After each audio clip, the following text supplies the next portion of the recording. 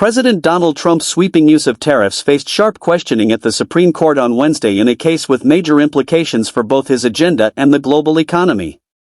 A majority of justices, including several conservatives, expressed doubts about the White House's justification for the import duties, which Trump says are necessary to restore America's manufacturing base and fix its trade imbalance. The measures are being challenged by small businesses and a group of states that argue the president has overstepped his authority by imposing levies that function as a tax. The Supreme Court, which has a 6-3 conservative majority, usually takes months to decide major cases, but many expect a quicker ruling on what's seen as the first major test of Trump's expanded presidential powers. And so, is it your contention that every country needed to be tariffed because of threats to the defense and industrial base? I mean, Spain? France? Justice Amy Coney Barrett asked, noting the broad scope of Trump's policy. I could see it with some countries, but explain to me why as many countries needed to be subject to the reciprocal tariff policy as are. Billions of dollars in tariff payments are at stake, and if the administration loses, the government could be forced to refund billions already collected, a process Barrett said could become a complete mess. The White House, represented by Treasury Secretary Scott Bessent, Commerce Secretary Howard Lutnick, and U.S. Trade Representative Jamieson Greer, insists it will turn to other tariff authorities if the court rules against it. The White House is always preparing for Plan B, said Press Secretary Caroline Leavitt.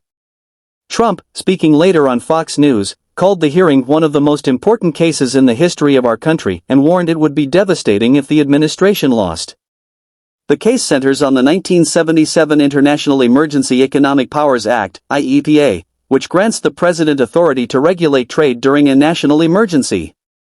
Trump first invoked IEEPA in February to tax goods from China, Mexico, and Canada, citing drug trafficking as an emergency, and again in April to impose levies of 10% to 50% on nearly all countries, saying the U.S. trade deficit posed an extraordinary and unusual threat. His administration argues that the power to regulate trade includes the power to impose tariffs, describing the crises as country-killing and not sustainable.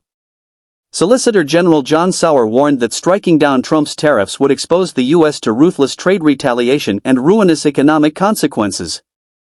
Chief Justice John Roberts questioned the scope of that power, saying, "The justification is being used for power to impose tariffs on any product, from any country, in any amount, for any length of time.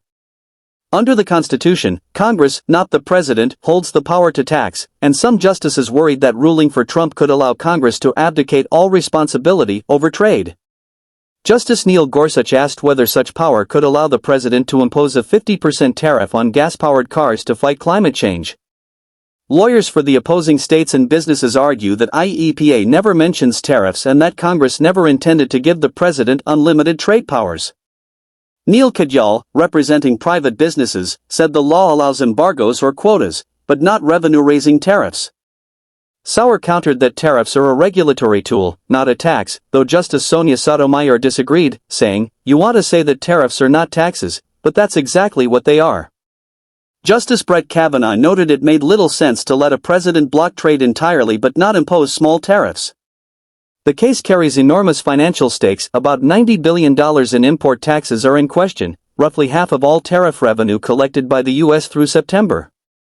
Trump officials warned the figure could swell to $1 trillion if the court delays its decision until June. The hearing lasted nearly 3 hours before a packed courtroom. If Trump wins, it will overturn 3 lower court rulings against the administration. Outside the court, small business owner Sarah Wells, who paid $20,000 in unexpected tariffs, said she was hopeful. "I think they really understood the overreach that I believe the president has done under IEEPA," she said. "I got the sense that they know this has to be reined in."